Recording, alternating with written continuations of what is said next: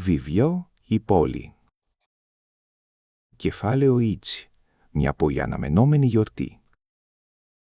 Όταν ο κύριος Μπίλμπο Μπάγκινς του Bag End ανακοίνωσε ότι σύντομα θα γιόρταζε τα 110 γενέθλιά του με μια γιορτή εξαιρετικής μεγαλοπρέπειας. Υπήρξε πολλή συζήτηση και ενθουσιασμός στο Χόμπιτον. Ο Μπίλμπο ήταν πολύ πλούσιος και πολύ ιδιόρυθμος και αποτελούσε το θαύμα του Σάιρ για 60 χρόνια. Από την εποχή της αξιοσημείωτης εξαφάνισης και της απρόσμενης επιστροφής του.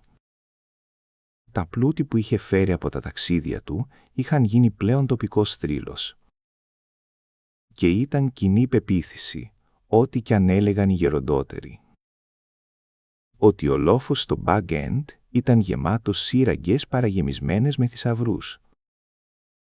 Και αν αυτό δεν ήταν αρκετό για τη φήμη, υπήρχε και η παρατεταμένη του σφριγιλότητα για να θαυμάζει κανείς. Ο χρόνος περνούσε, αλλά φαινόταν να έχει μικρή επίδραση στον κύριο Μπάγκινς. Στα 90 του ήταν σχεδόν ίδιος όπως στα 50.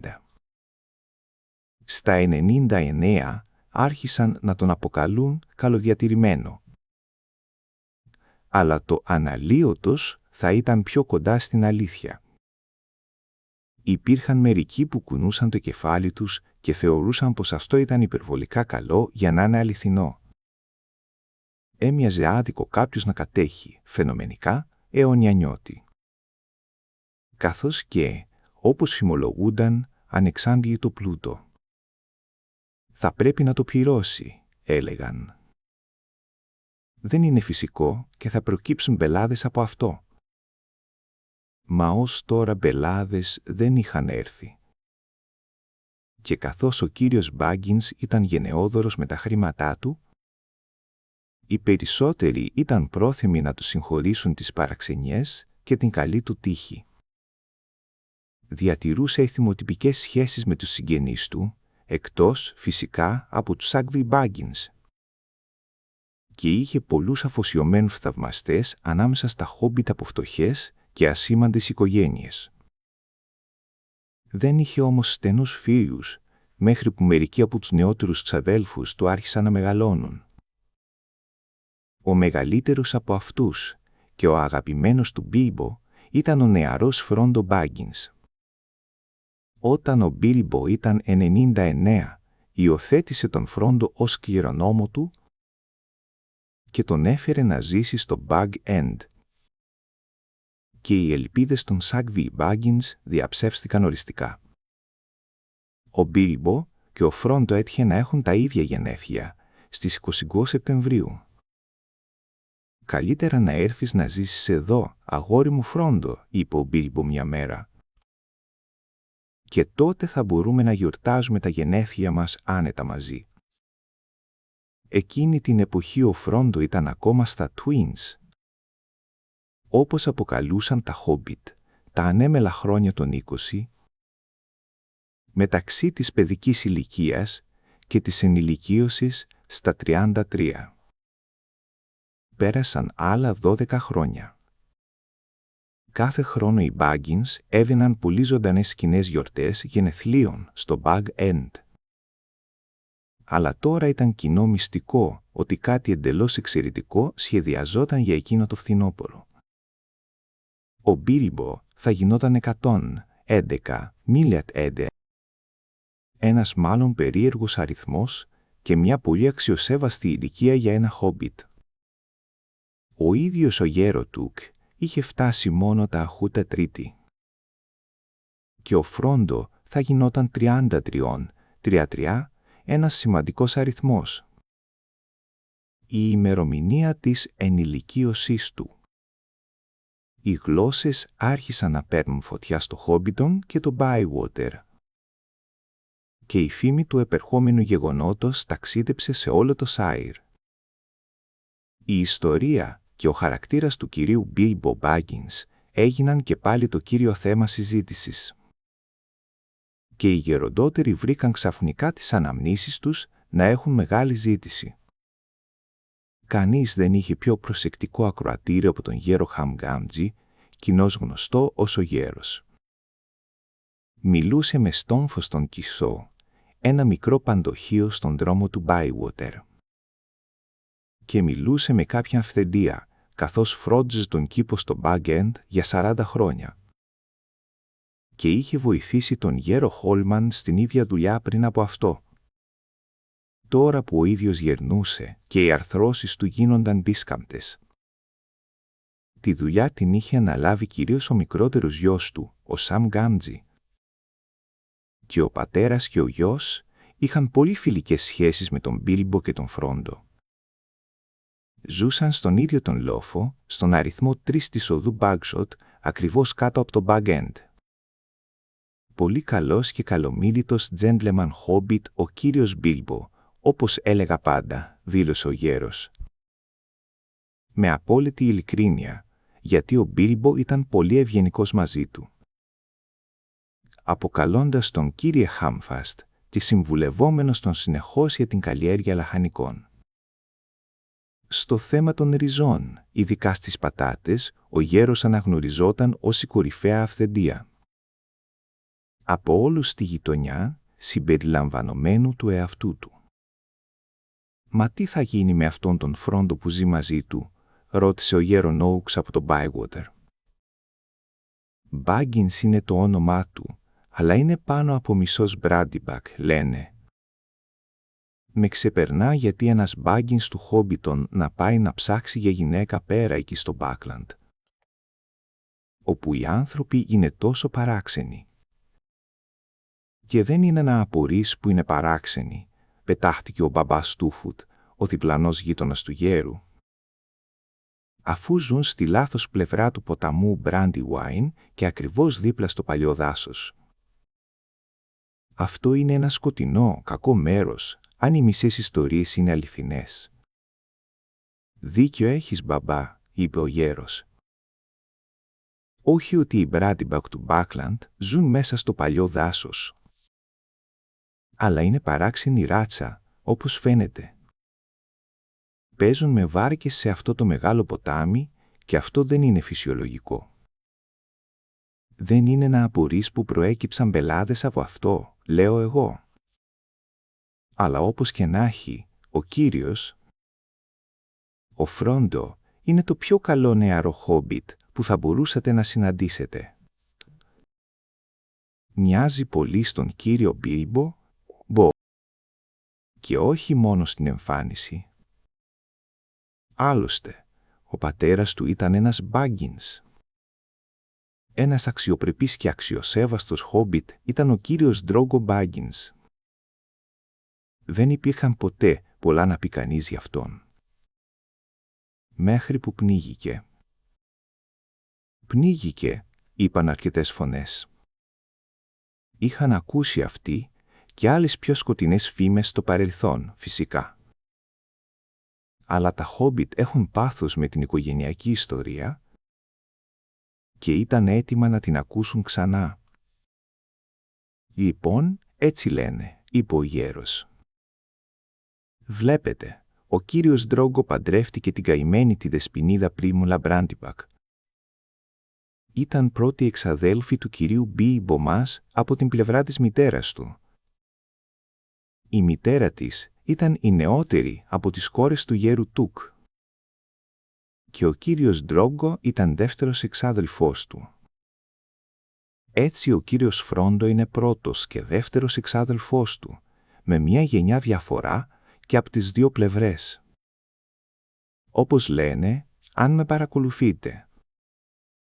Και ο κύριος Ντρόγκο έμενε στο Μπράντι Χολ με τον πεθερό του, τον γέρο άρχοντα Γκόρμπαντοκ, όπως έκανε συχνά μετά τον γάμο του. Καθώς του άρεσε το καλό φαΐ και ο γέρο Γκόρμπαντοκ είχε πάντα πλούσιο τραπέζι. Και βγήκε για βαρκάδα στον ποταμό Brandywine. Και αυτός και η γυναίκα του πνίγηκαν. Και ο καημένος, ο κύριος Φρόντο, ήταν μόνο ένα παιδί. «Έχω ακούσει ότι βγήκαν στο νερό μετά το δείπνο με το φεγγαρόφωτο», είπε ο γέρο Νόουξ. και πως το βάρος του Ντρόγκο βούιαξε τη βάρκα. Και εγώ άκουσα ότι εκείνη τον έσπρωξε μέσα και αυτός την τράβηξε μαζί του. Είπε ο Σάντιμαν, ο μιλωνάς του Χόμπιτον. «Δεν πρέπει να ακούς ό,τι σου λένε, Σάντιμαν», είπε ο γέρος, στον οποίο δεν πολύ άρεσε ο μιλωνάς. Δεν υπάρχει λόγος να μιλάμε για σπρωξίματα και τραβήγματα. Οι βάρκες είναι αρκετά δύσκολες από μόνες τους για όσους κάθονται ακίνητοι, χωρίς να ψάχνουμε και για άλλες αιτίες συμφοράς. Τέλος πάντων, έμεινε λοιπόν ο κύριος Φρόντο ορφανός και ξέμπαρκος, που λέει ο λόγος, ανάμεσα σε εκείνους τους παράξενους μπακλαντέρους, και μεγάλωσε όπως το Μπράντι Χολ. Ένα πραγματικό κουνελοχώρι από ό,τι λένε. Ο γέρο άρχοντας Γκόρμπαντοκ δεν είχε ποτέ λιγότερους από 200 συγγενείς εκεί μέσα. Ο κύριος Μπίλμπο δεν έκανε ποτέ καλοσυνάτη πράξη. Από το να φέρει πίσω το αγόρι να ζήσει ανάμεσα σε καλούς ανθρώπους. Αλλά υπολογίζω πως ήταν άσχημο σοκ για εκείνους τους Σάκβεϊ Μπάγκινς. Νόμιζαν ότι θα έπαιρναν το Bug End. Εκείνη τη φορά που έφυγε και τον θεώρησαν πεθαμένο. Και μετά γυρίζει πίσω και τους διώχνει. Και συνεχίζει να ζει και να ζει. Και να μην δείχνει ούτε μέρα μεγαλύτερος ο ευλογημένος. Και ξαφνικά βγάζει έναν κληρονόμο. Και έχει όλα τα χαρτιά φτιαγμένα όπως πρέπει. Οι Sackville Baggins δεν θα δουν ποτέ το εσωτερικό του Bug End τώρα, ή τουλάχιστον έτσι ελπίζουμε. Έχει αρκετά χρήματα κρυμμένα εκεί πάνω, έχω ακούσει, είπε ένας ξένος. Ένας επισκέπτης για δουλειές από το Μίκελ Ντέλβινγκ στο West Farthing. Όλη η κορυφή του λόφου σας είναι γεμάτη, σύραγγες παρεγεμισμένες με σεντούκια χρυσού και ασημιού. Και πετράδια από ό,τι έχω ακούσει. Τότε έχετε ακούσει περισσότερα από όσα μπορώ να επιβεβαιώσω, απάντησε ο Γκάφερ. Δεν ξέρω τίποτα για πετράδια. Ο κύριος Μπίλμπο είναι ανοιχτοχέρης με τα χρήματά του και φαίνεται να μην του λείπουν καθόλου. Αλλά δεν γνωρίζω για καμία κατασκευή σειράγκων. Είδα τον κύριο Μπίλμπο όταν γύρισε περίπου 60 χρόνια πριν, όταν ήμουν αγόρι. Δεν είχα πάει για πολύ καιρό μαθητευόμενος στον γέρο Χόλμαν, που ήταν ξάδερφος του πατέρα μου. Αλλά με είχε πάρει στο Bug End για να τον βοηθάω να εμποδίζω τον κόσμο να ποδοπατάει και να τριγυρνάει σε όλο τον κήπο. Όσο γινόταν η εκποίηση. Και μέσα σε όλα αυτά, ο κύριος Μπίλμπο ανεβαίνει τον λόφο με ένα πόνι. Και μερικές τεράστιες τσάντες και 2-3 σεντούκια. Δεν αμφιβάλλω ότι ήταν ως επιτοπλίστων γεμάτα θησαυρούς που είχε μαζέψει σε ξένους τόπους, όπου λένε πως υπάρχουν βουνά από χρυσάφι, αλλά δεν ήταν αρκετά για να γεμίσουν σύραγγες. Αλλά ο γιος μου, ο Σαμ, θα ξέρει περισσότερα γι' αυτό. Μπαινοβγαίνει στο Bug End. Είναι τρελός για ιστορίες από τα παλιά και ακούει όλες τις διηγήσεις του κυρίου Μπίλμπο. Ο κύριος Μπίλμπο του έμαθε γράμματα, χωρίς κακή πρόθεση, προσέξτε, και ελπίζω να μην βγει κανένα κακό από αυτό. Ξωτικά και δράκι, του λέω. Τα λάχανα και οι πατάτες είναι καλύτερα για μένα και για σένα. Μην πας και μπλεχτείς στις δουλειές των ανωτέρων σου. Γιατί θα βρεις μπελάδες που δεν θα μπορείς να διαχειριστείς, του λέω. Και θα μπορούσα να το πω και σε άλλους, πρόσθεσε ρίχνοντας μια ματιά στον ξένο και τον μιλωνά. Αλλά ο Γκάφερ δεν έπεισε το ακροατήριό του. Ο θρύλος του πλούτου του Μπίλμπο ήταν πλέον πολύ βαθιά ριζωμένος στο μυαλό της νεότερης γενιάς των Χόμπιτ. «Α, αλλά πιθανότατα έχει προσθέσει και άλλα σε αυτά που έφερε στην αρχή, αντέτεινε ο Μιλωνάς, εκφράζοντας την κοινή γνώμη. Λείπει συχνά από το σπίτι. Και κοιτάξτε τους παράξενους τύπους που τον επισκέπτονται. Νάνους που έρχονται τη νύχτα και εκείνον τον γέρο περιπλανόμενο μάγο, τον Γκάνταλφ και όλους τους άλλους. Μπορείς να λες ό,τι θέλεις, γέρο. Αλλά το Bag End είναι ένα παράξενο μέρος και η κατοικοί του είναι ακόμα πιο παράξενη. Και εσύ μπορείς να λες ό,τι θέλεις για πράγματα που δεν ξέρεις περισσότερα από όσα ξέρεις για τη βαρκάδα, κύριε Σάντιμαν. Αντέτεινε ο γέρος, αντιπαθώντας τον Μιλωνά ακόμα περισσότερο από το συνηθισμένο. Αν αυτό θα πει παραξενιά, τότε θα μας χρειαζόταν λίγη παραπάνω παραξενιά σε τούτα τα μέρη. Υπάρχουν κάποιοι εδώ κοντά που δεν θα κερνούσαν ούτε μια πίντα μπύρα σε έναν φίλο. Ακόμα κι αν ζούσαν σε μια τρύπα με χρυσούς τοίχους. Αλλά στο Bag End τα κάνουν όλα όπως πρέπει.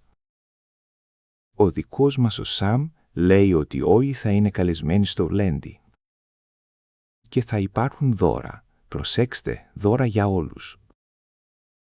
Αυτόν ακριβώς τον μήνα που διανύουμε.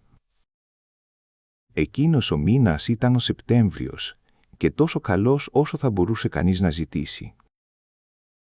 1-2 μέρες αργότερα, μία φήμη που πιθανότατα ξεκίνησε από τον καλά πληροφορημένο Σαμ. Διαδόθηκε ότι θα υπήρχαν πυροτεχνήματα. Πυροτεχνήματα, μάλιστα, τέτοια που δεν είχαν ξαναδεί στο Σάιρ. Για σχεδόν έναν αιώνα, πραγματικά από τότε που πέθανε ο Γέροτουκ. Οι μέρες περνούσαν και η μέρα πλησίαζε. Ένα παράξενο κάρο φορτωμένο με παράξενα δέματα μπήκε στο Χόμπιτον ένα βράδυ και ανηφόρησε με κόπο τον λόφο προς το Bag End. Τα ξαφνιασμένα Χόμπιτ κοίταζαν από τις φωτισμένες με λάμπες πόρτες τους για να το χαζέψουν. Το οδηγούσαν αλόκοτοι τύποι που τραγουδούσαν παράξενα τραγούδια. Νάνοι με μακριές γενιάδες και βαθιές κουκούλες. Μερικοί από αυτούς παρέμειναν στο Bag End. Στο τέλος της δεύτερης εβδομάδας του Σεπτεμβρίου, ένα κάρο μπήκε από το Bywater. Από την κατεύθυνση της γέφυρας του Brandywine μέρα μεσημέρι. Ένας γέρος το οδηγούσε ολομόναχος. Φορούσε ένα ψηλό, μυτερό, μπλε καπέλο, ένα μακρύ γκρίζο μανδύα και ένα ασημένιο κασκόλ. Είχε μια μακριά άσπρη γενιάδα και φουντωτά φρύδια, που προεξήχαν πέρα από το γύσο του καπέλου του. Μικρά χομπιτόπουλα έταχαν πίσω από το κάρο σε όλο το Χόμπιτον και μέχρι την κορυφή του λόφου. Είχε φορτίο με πυροτεχνήματα, όπως σωστά μάντεψαν. Στην εξώπορτα του Μπίλμπο, ο γέρος άρχισε να ξεφορτώνει. Υπήρχαν μεγάλα δέματα με πυροτεχνήματα κάθε λογής και σχήματος. Καθένα με ετικέτα που έγραφε ένα μεγάλο κόκκινο G και τον ξωτικό ρούνο. Αυτό ήταν το σήμα του Γκάνταλφ, φυσικά. Και ο γέρος ήταν ο Γκάνταλφ ο μάγος, του οποίου η φήμη στο Σάιρ οφειλόταν κυρίως στην επιδεξιότητά του με τις φωτιές, τους καπνούς και τα φώτα. Η πραγματική του αποστολή ήταν πολύ πιο δύσκολη και επικίνδυνη. Αλλά οι κάτοικοι του Σάιρ δεν γνώριζαν τίποτα για αυτήν. Για αυτούς ήταν απλώς μία από τις ατραξιόν της γιορτής. Έξου και ο ενθουσιασμός των παιδιών των Χόμπιτ. «Για Γκραντ», φώναζαν, και ο γέρος χαμογέλασε. Τον γνώριζαν από όψη, αν και εμφανιζόταν στο Χόμπιτον μόνο περιστασιακά. Και ποτέ δεν έμενε για πολύ. Αλλά ούτε αυτοί, ούτε κανείς άλλος εκτός από τους γεροντότερους, δεν είχε δει μία από τις επιδείξεις πυροτεχνημάτων του. τώρα πια ανήκαν στο θρυλικό παρελθόν. Όταν ο γέρος με τη βοήθεια του Μπίλμπο και μερικών νάνων τελείωσε το ξεφόρτωμα. Ο Μπίλμπο μοίρασε μερικές πένες. Αλλά ούτε ένα βεγγαλικό ή κροτίδα δεν εμφανίστηκε, προς απογοήτευση των θεατών. «Φύγετε τώρα», είπε ο Γκάνταλφ. «Θα πάρετε άφτωνα όταν έρθει η ώρα». Έπειτα εξαφανίστηκε μέσα με τον Μπίλμπο και η πόρτα έκλεισε. Τα νεαρά χόμπιτ κοιτούσαν την πόρτα μάταια για λίγη ώρα. Και μετά έφυγαν, νιώθοντας ότι η μέρα της γιορτής δεν θα ερχόταν ποτέ. Μέσα στο Bag End, ο Μπίλμπο και ο Γκάνταλφ κάθονταν στο ανοιχτό παράθυρο ενός μικρού δωματίου, που έβλεπε δυτικά προς τον κήπο. Το απόγευμα ήταν φωτεινό και γαλήνιο. Τα λουνούδια έλαμπαν κόκκινα και χρυσά σκυλάκια και ηλιοτρόπια και νεροκάρδαμα που απλώνονταν στους χλωοτάπητες των τοίχων και κρυφοκοίταζαν από τα στρογγυλά παράθυρα. «Πόσο φωτεινός φαίνεται ο κήπος σου», είπε ο Γκάνταλφ. «Ναι», είπε ο Μπίλμπο. «Τον αγαπώ πάρα πολύ, όπως και όλο το αγαπημένο παλιό Σάιρ. Αλλά νομίζω ότι χρειάζομαι διακοπές». «Σκοπεύεις να προχωρήσεις με το σχέδιό σου, λοιπόν?» «Το σκοπεύω. Το αποφάσισα πριν από μήνες και δεν έχω αλλάξει γνώμη». «Πολύ καλά. Δεν ωφελεί να πούμε τίποτα παραπάνω. Μείνε στο σχέδιό σου, σε ολόκληρο το σχέδιό σου», πρόσεξε. «Και ελπίζω να αποβεί προς το καλύτερο για σένα και για όλους μας». «Το ελπίζω. Όπως και να έχει, σκοπεύω να το διασκεδάσω την Πέμπτη και να κάνω το μικρό μου αστείο». «Ποιος θα γελάσει, αναρωτιέμαι», είπε ο Γκάνταλφ, κουνώντας το κεφάλι του. «Θα δούμε», είπε ο Μπίλμπο. Την επόμενη μέρα κι άλλα κάρα ανέβηκαν τον λόφο και ακόμα περισσότερα. Μπορεί να υπήρξε κάποια γκρίνια για τις τοπικές συναλλαγές. Αλλά εκείνη ακριβώς την εβδομάδα άρχισαν να ξεχύνονται παραγγελίες από το Bag End. Για κάθε είδους προμήθεια, εμπόρευμα ή πολυτέλεια που μπορούσε να βρεθεί στο Χόμπιτον, στο Bywater ή οπουδήποτε στη γειτονιά. Ο κόσμος ενθουσιάστηκε και άρχισαν να μετρούν τις μέρες στο ημερολόγιο και περίμεναν με ανυπομονησία τον ταχυδρόμο, ελπίζοντας για προσκλήσεις. Σε λίγο οι προσκλήσεις άρχισαν να φτάνουν σοριδών και το ταχυδρομείο του Χόμπιτον μπλόκαρε και το ταχυδρομείο του Bywater κατακλείστηκε και ζητήθηκαν εθελοντές βοηθοί ταχυδρόμοι. Υπήρχε μια συνεχής ροή από αυτούς που ανέβαιναν τον λόφο. Κουβαλώντας εκατοντάδες ευγενικές παραλλαγές του «Ευχαριστώ, σίγουρα θα έρθω». Μια ανακοίνωση εμφανίστηκε στην πύλη του Bag End, απαγορευέται η είσοδος έκτος για υποθεσίες της γιόρτης. Ακόμα και σε όσους είχαν ή προσποιούνταν ότι είχαν υποθέσεις της γιορτής, σπάνια επιτρεπόταν η είσοδος. Ο Μπίλμπο ήταν απασχολημένος, έγραφε προσκλήσεις, σημείωνε τις απαντήσεις. Πακετάριζε δώρα και έκανε κάποιες δικές του ιδιωτικές προετοιμασίες. Από τη στιγμή της άφιξης του Γκάνταλφ παρέμενε κρυμμένος. Ένα πρωί τα Χόμπιτ ξύπνησαν και βρήκαν το μεγάλο χωράφι νότια από την εξώπορτα του Μπίλμπο, καλυμμένο με σχοινιά και πασάλους για σκηνές και περίπτερα. Μια ειδική είσοδος ανοίχτηκε στο ανάχωμα που οδηγούσε στον δρόμο και εκεί χτίστηκαν φαρδιά σκαλοπάτια και μια μεγάλη λευκή πύλη.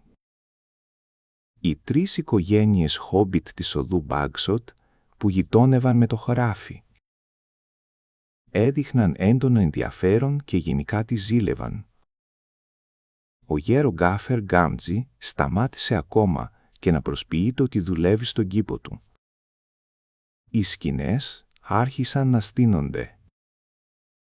Υπήρχε ένα ιδιαίτερα μεγάλο περίπτερο, τόσο μεγάλο που το δέντρο που φύτρωνε στο χωράφι βρισκόταν ακριβώς μέσα του και στεκόταν περήφανα κοντά στη μία άκρη στην κεφαλή του κεντρικού τραπεζιού.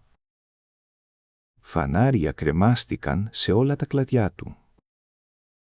Ακόμα πιο ελπιδοφόρο για το μυαλό των Χόμπιτ, μια τεράστια υπαίθρια κουζίνα στήθηκε στη βόρεια γωνία του χωραφιού.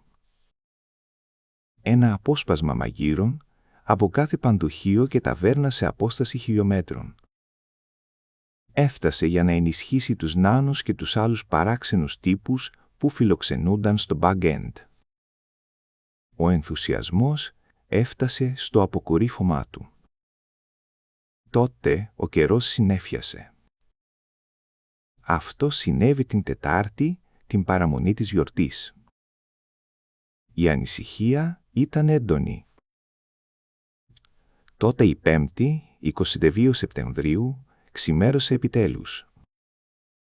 Ο ήλιος ανέτειλε, τα σύννεφα εξαφανίστηκαν, οι σημαίες ξεδιπλώθηκαν και η διασκέδαση άρχισε. Ο Μπίλμπο Μπάγκινς το αποκάλεσε γιορτή, αλλά στην πραγματικότητα ήταν μια ποικιλία από διασκεδάσεις, όλες μαζί σε μία. Πρακτικά, όλοι όσοι ζούσαν κοντά ήταν καλεσμένοι. Ελάχιστοι παραβλέφτηκαν κατά λάθος, αλλά καθώς εμφανίστηκαν ούτως ή άλλως, αυτό δεν είχε σημασία. Πολλοί άνθρωποι από άλλα μέρη του Σάιρ είχαν επίσης προσκληθεί. Και υπήρχαν ακόμη και μερικοί από έξω από τα σύνορα. Ο Μπίλμπο υποδέχτηκε τους καλεσμένους και τους προσκεκλημένους της τελευταίας στιγμής, αυτοπροσώπως στη Νέα Λευκή Πύλη. Μοίρασε δώρα σε όλους ανεξαιρέτως. Οι τελευταίοι ήταν εκείνοι που ξαναέβγαιναν από μια πίσω πόρτα και ξαναέμπαιναν από την πύλη. Τα Χόμπιτ κάνουν δώρα στους άλλους στα δικά τους γενέθλια. Όχι πολύ ακριβά, κατά κανόνα, και όχι τόσο πλουσιοπάροχα όσο σε αυτή την περίσταση. Αλλά δεν ήταν κακό σύστημα. Στην πραγματικότητα, στο Χόμπιτον και στο Bywater, κάθε μέρα του χρόνου κάποιος είχε γενέθλια. Έτσι, ώστε κάθε Χόμπιτ σε εκείνα τα μέρη να έχει μια καλή πιθανότητα για τουλάχιστον ένα δώρο. Τουλάχιστον μια φορά την εβδομάδα. Αλλά ποτέ δεν τα βαριόντουσαν. Σε αυτή την περίσταση τα δώρα ήταν ασυνήθιστα καλά. Τα παιδιά των Χόμπιτ ήταν τόσο ενθουσιασμένα που για λίγο σχεδόν ξέχασαν το φαγητό. Υπήρχαν παιχνίδια που όμοιά τους δεν είχαν ξαναδεί ποτέ, όλα πανέμορφα και μερικά ολοφάνερα μαγικά. Πολλά από αυτά είχαν παραγγελθεί έναν ολόκληρο χρόνο πριν και είχαν έρθει από το βουνό και την κοιλάδα και ήταν αυθεντικής νάνικης κατασκευής. Όταν κάθε καλεσμένος είχε γίνει δεκτός και βρισκόταν επιτέλους μέσα στην πύλη, υπήρχαν τραγούδια, χοροί, μουσική, παιχνίδια και φυσικά φαγητό και ποτό. Υπήρχαν 3 επίσημα γεύματα, μεσημεριανό, τσάι και δείπνο ή βραδινό. Αλλά το μεσημεριανό και το τσάι ξεχώριζαν κυρίως από το γεγονός ότι εκείνες τις ώρες όλοι οι καλεσμένοι κάθονταν και έτρωγαν μαζί. Τις άλλες ώρες υπήρχε απλώς πολλής κόσμος που έτρωγε και έπινε. Ασταμάτητα από τις 11 μέχρι τις 6:30 όταν άρχισαν τα πυροτεχνήματα. Τα πυροτεχνήματα ήταν του Γκάνταλφ. Όχι μόνο τα είχε φέρει, αλλά τα είχε σχεδιάσει και κατασκευάσει ο ίδιος. Και τα ειδικά εφέ, οι φιγούρες και οι εκτοξεύσεις των ρουκετών γίνονταν από αυτόν. Αλλά υπήρξε επίσης και μια γενναιόδωρη διανομή από σκορδάκια, κροτίδες, μπακαράπες, σπίθες, δαυλούς, νανικά κεριά, ξωτικό συμπριβάνια, καλικατζάρωγα βγίσματα και βροντές. Ήταν όλα υπέροχα. Η τέχνη του Γκάνταλεφ καλυτέρευε με τα χρόνια. Υπήρχαν ρουκέτες σαν σμήνος από σπινθυροβόλα πουλιά που κελαηδούσαν με γλυκές φωνές. Υπήρχαν πράσινα δέντρα με κορμούς από σκούρο καπνό. Τα φύλλα τους άνοιγαν σαν μια ολόκληρη άνοιξη που ξεδιπλωνόταν σε μια στιγμή. Και τα λαμπερά τους κλαδιά έριχναν πυρακτωμένα λουλούδια πάνω στα έκπληκτα χόμπιτ. Εξαφανιζόμενα με ένα γλυκό άρωμα λίγο πριν αγγίξουν τα σηκωμένα τους πρόσωπα. Υπήρχαν συντριβάνια από πεταλούδες που πετούσαν λαμπυρίζοντας προς τα δέντρα. Υπήρχαν κολόνες από χρωματιστές φωτιές που υψώνονταν και μεταμορφώνονταν σε αετούς. Ή σε ιστιοφόρα πλοία ή σε φάλαγγα από υπτάμενους κύκνους. Υπήρξε μια κόκκινη καταιγίδα και μια μπόρα από κίτρινη βροχή. Υπήρξε ένα δάσος από ασημένια δώρατα που ξεπετάχτηκαν ξαφνικά στον αέρα. Με μια κραυγή σαν στρατούσε μάχη και ξανά πέσαν στο νερό με ένα σφύριγμα σαν 100 καυτά φίδια. Και υπήρχε επίσης μια τελευταία έκπληξη, προς τιμήν του Μπίλμπο. Και ξάφνιασε τα χόμπιτα φάνταστα, όπως το σκόπευε ο Γκάνταλφ. Τα φώτα έσβησαν. Ένας πυκνός καπνός υψώθηκε. Πήρε το σχήμα ενός βουνού που φαινόταν από μακριά και άρχισε να λαμπυρίζει στην κορυφή. Εκτόξευε πράσινες και πορφυρές φλόγες. Πετάχτηκε έξω ένας κοκκινόχρυσος δράκος, όχι σε φυσικό μέγεθος, αλλά τρομερά ζωντανός. Φωτιά έβγαινε από τα σαγόνια του, τα μάτια του κάρφωναν το πλήθος κάτω. Ακούστηκε ένας βρυχυθμός και πέρασε σφυρίζοντας 3 φορές πάνω από τα κεφάλια του πλήθους. Έσκυψαν όλοι και πολλοί έπεσαν μπρούμητα στο χώμα. Ο δράκος πέρασε σαν εξπρές τρένο, έκανε μια τούμπα και έσκασε πάνω από το Bywater με μια εκοφαντική έκρηξη. «Αυτό είναι το σήμα για το δείπνο», είπε ο Μπίλμπο. Ο πόνος και ο φόβος εξαφανίστηκαν αμέσως και τα πεσμένα χόμπιτ πετάχτηκαν όρθια. Υπήρχε ένα υπέροχο δείπνο για όλους. Για όλους, δηλαδή, εκτός από όσους ήταν καλεσμένοι στο ειδικό οικογενειακό δείπνο. Αυτό δόθηκε στο μεγάλο περίπτερο με το δέντρο. Οι προσκλήσεις περιορίζονταν σε 12 ντουζίνες. Ένας αριθμός που τα χόμπιτ τον έλεγαν επίσης μια γρόσα, αν και η λέξη δεν θεωρούνταν πρέπουσα για ανθρώπους. Και οι καλεσμένοι επιλέχθηκαν από όλες τις οικογένειες με τις οποίες συγγένευαν ο Μπίλμπο και ο Φρόντο.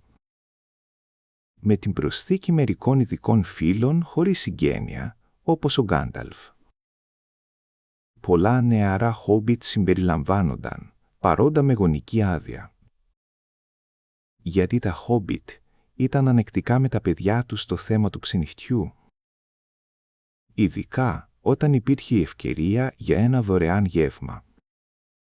Το μεγάλωμα των νεαρών χόμπιτ απαιτούσε πολλές προμήθειες. Υπήρχαν πολλοί Μπάγκινς και Μπόφιν. Και επίσης πολλοί Τουκ και Μπράντιμπακ. Υπήρχαν διάφοροι Γκραμπ, συγγενείς της γιαγιάς του Μπίλμπο, Μπάγκινς. Και διάφοροι Τσαμπ, συνδέσεις του Τουκ παππού του. Και μια επιλογή από Μπάρους, Μπόλιτζερ, Μπρέιζγκερντιλ, Μπρόκχαους, Γκουτμπόντι, Χορνμπλόουερ και Πράουντφουτ. Μερικοί από αυτούς είχαν μόνο μακρινή συγγένεια με τον Μπίλμπο. Και κάποιοι δεν είχαν έρθει σχεδόν ποτέ ξανά στο Χόμπιτον, καθώς ζούσαν σε απομακρυσμένες γωνιές του Σάιρ. Οι Sackville Baggins δεν είχαν ξεχαστεί. Ο Όθο και η γυναίκα του, η Λομπέλια, ήταν παρόντες. Αντιπαθούσαν τον Μπίλμπο και συχαινόντουσαν τον Φρόντο. Αλλά η πρόσκληση ήταν τόσο μεγαλοπρεπής, γραμμένη με χρυσό μελάνι, που θεώρησαν αδύνατο να αρνηθούν. Εξάλλου, ο ξάδερφος τους, ο Μπίλμπο, ειδικευόταν στο φαγητό για πολλά χρόνια. Και το τραπέζι του είχε εξαιρετική φήμη. Και οι 144 καλεσμένοι περίμεναν ένα ευχάριστο γλέντι. Αν και μάλλον έτρεμαν τον λόγο του οικοδεσπότη μετά το δείπνο. Ένα αναπόφευκτο στοιχείο. Είχε την τάση να ανακατεύει και κομμάτια από αυτό που αποκαλούσε ποίηση.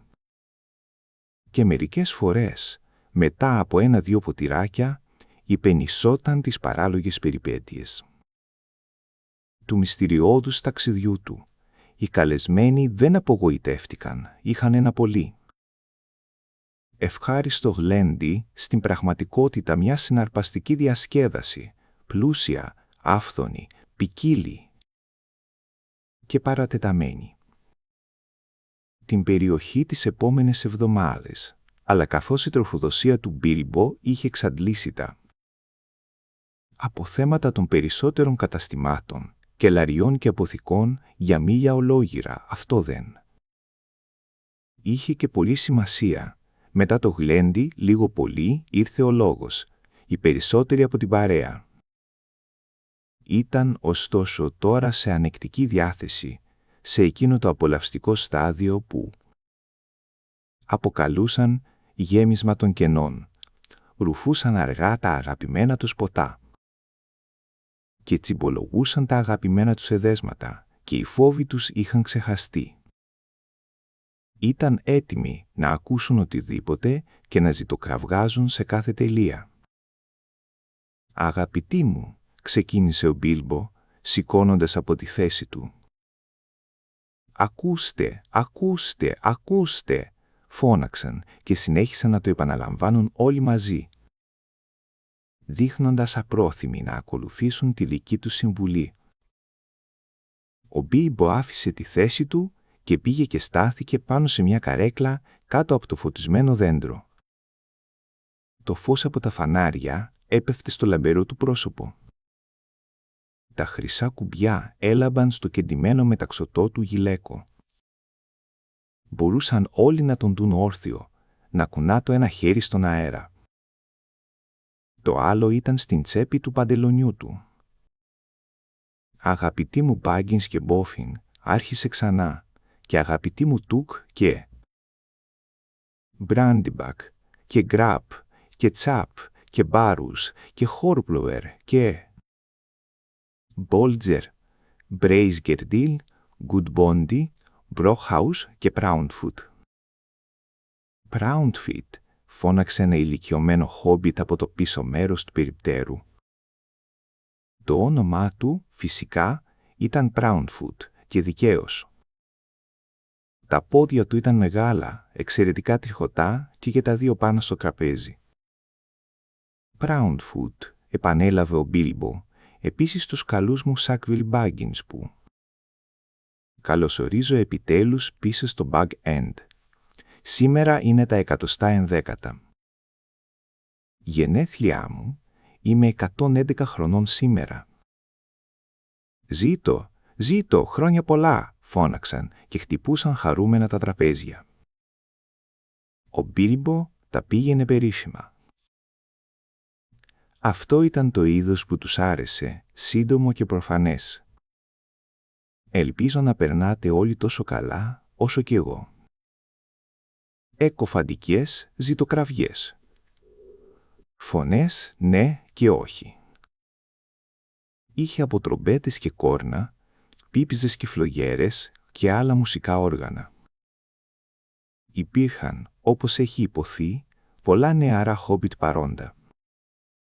Εκατοντάδες μουσικά κράκερ είχαν σπάσει. Τα περισσότερα από αυτά έφεραν πάνω τους το σήμα Ντείλ. πράγμα που δεν σήμαινε πολλά για τα περισσότερα χόμπιτ. Αλλά όλοι συμφώνησαν ότι ήταν θαυμάσια κράκερ. Περιείχαν όργανα μικρά, αλλά τέλειας κατασκευής και μαγευτικών ήχων. Πράγματι, σε μια γωνιά μερικοί από τους νεαρούς Τουκ και Μπράντιμπακ. Υποθέτοντας ότι ο θείος Μπίλμπο είχε τελειώσει, αφού είχε πει ξεκάθαρα ότι ήταν απαραίτητο, έστησαν τώρα μια αυτοσχέδια ορχήστρα και άρχισαν έναν εύθυμο χορευτικό σκοπό. Ο κύριος Έβεραρτ Τουκ και η δεσποινής Μέλιλοτ Μπράντιμπακ ανέβηκαν σε ένα τραπέζι και με κουδουνάκια στα χέρια τους άρχισαν να χορεύουν το Sprinkler Ring. Έναν όμορφο χορό, αλλά αρκετά ζωηρό. Όμως ο Μπίλμπο δεν είχε τελειώσει. Αρπάζοντας μια σάλπιγγα από έναν νεαρό εκεί κοντά, σφύριξε 3 δυνατές φορές. Ο θόρυβος κόπασε. «Δεν θα σας κρατήσω πολύ», φώναξε. «Ζητοκραυγές από όλους τους παρευρισκόμενους. Σας κάλεσα όλους μαζί για έναν σκοπό». Κάτι στον τρόπο που το είπε, αυτό έκανε εντύπωση.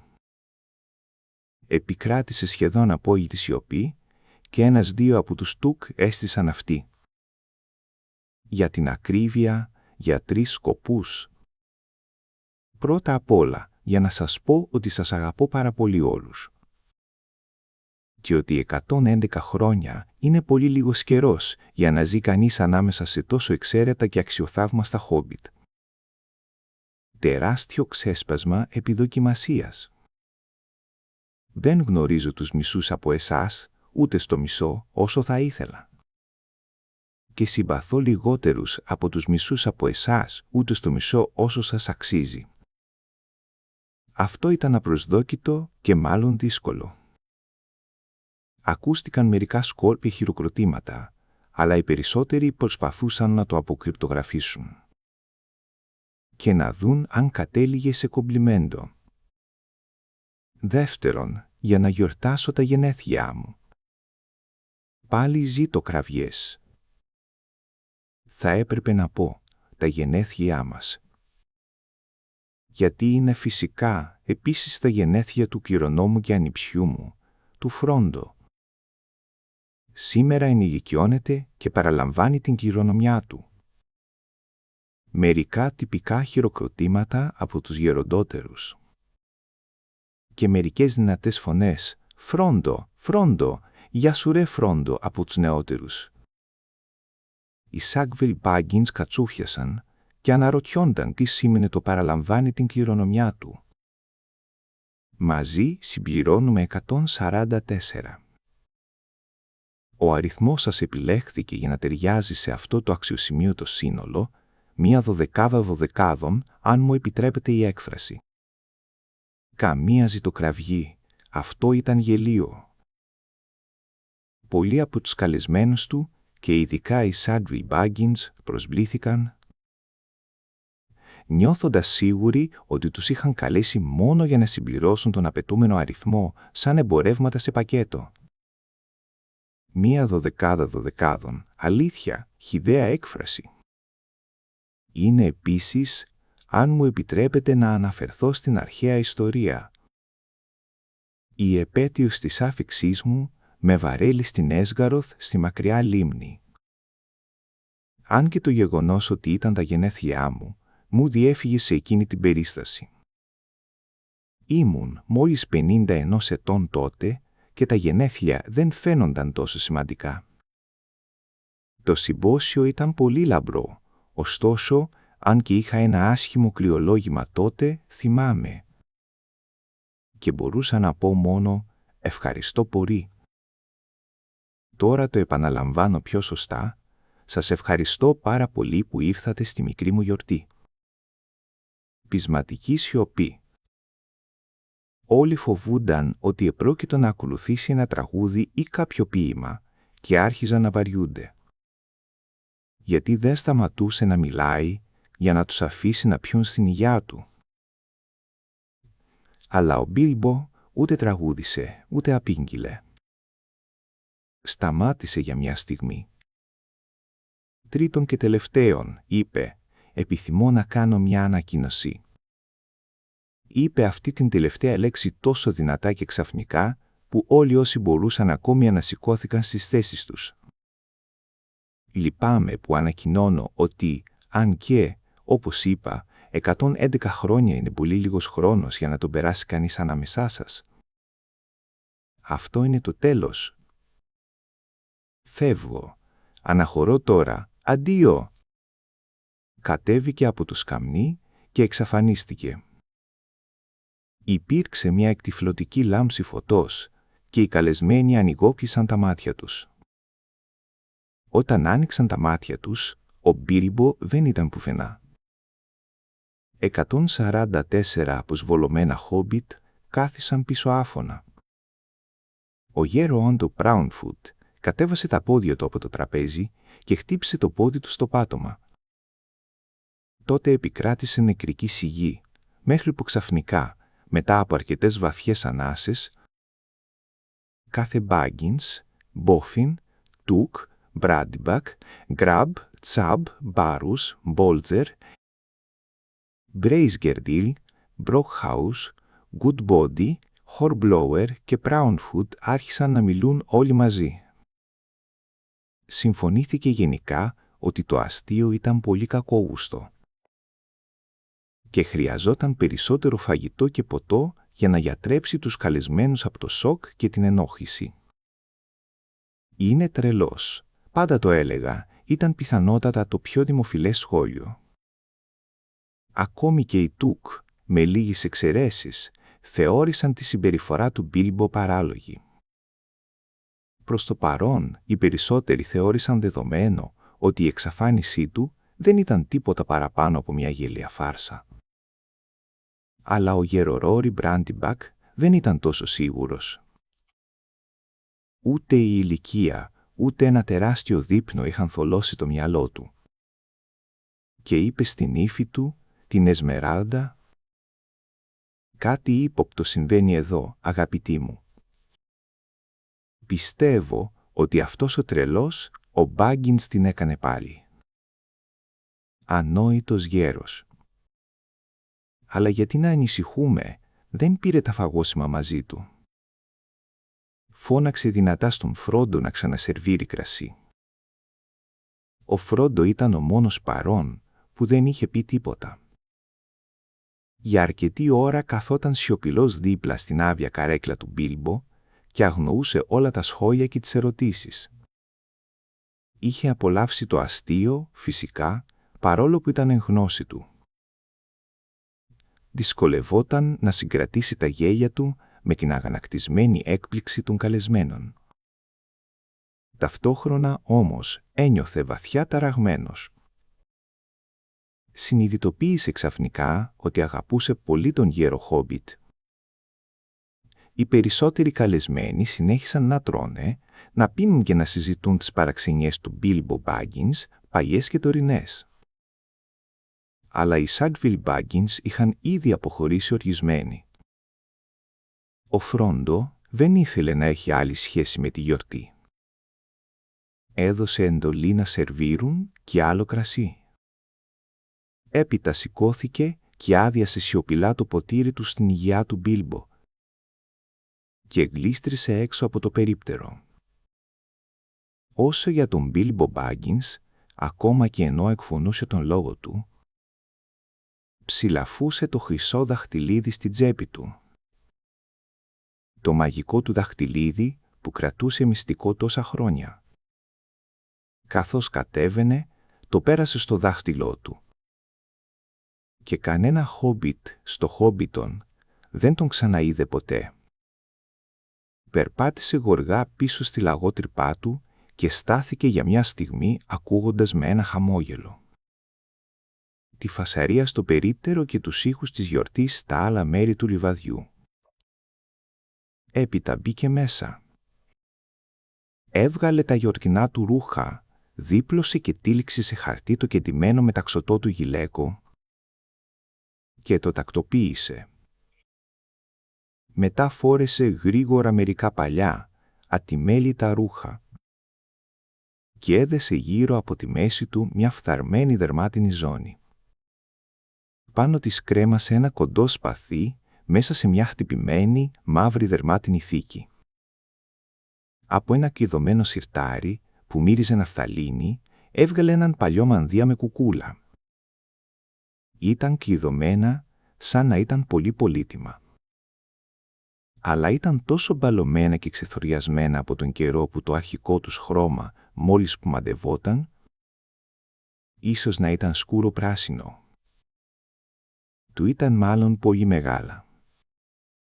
Κατόπιν πήγε στο γραφείο του και από ένα μεγάλο γερό σεντούκι έβγαλε ένα δέμα τυλιγμένο σε παλιά υφάσματα και ένα δερματόδετο χειρόγραφο, καθώς και έναν μεγάλο, ογκώδη φάκελο.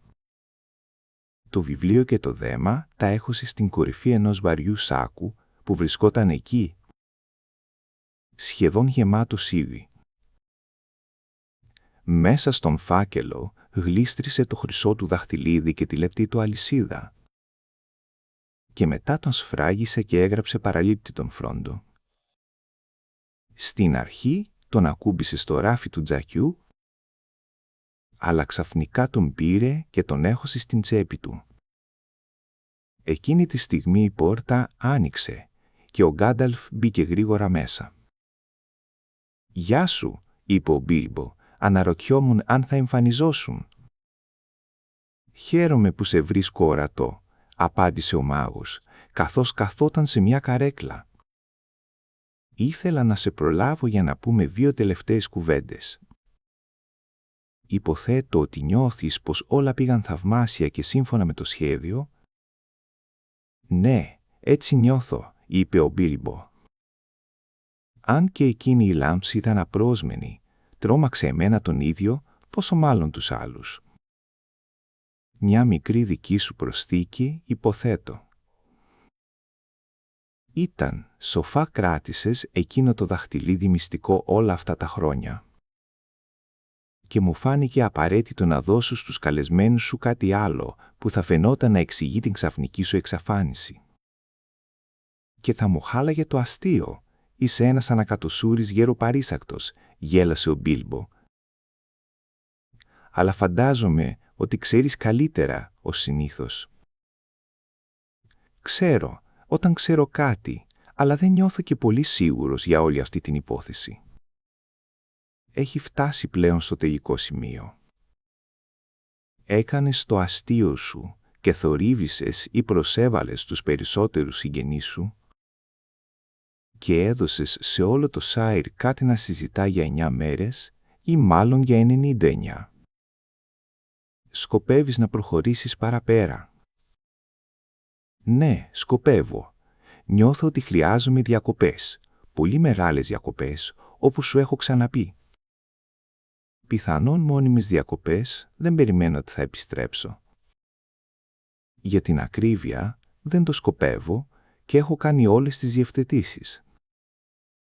Είμαι γέρος, Γκάνταλφ, δεν το δείχνω, αλλά αρχίζω να το νιώθω βαθιά μέσα μου». «Καλοδιατηρημένος, αλήθεια», ρουθούνισε. «Μα νιώθω όλος λεπτός, κάπως τεντωμένος, αν καταλαβαίνεις τι εννοώ. Σαν βούτυρο που έχει απλωθεί σε πολύ ψωμί». «Αυτό δεν μπορεί να είναι σωστό. Χρειάζομαι μια αλλαγή ή κάτι τέτοιο». Ο Γκάνταλφ τον κοίταξε με περιέργεια και προσοχή.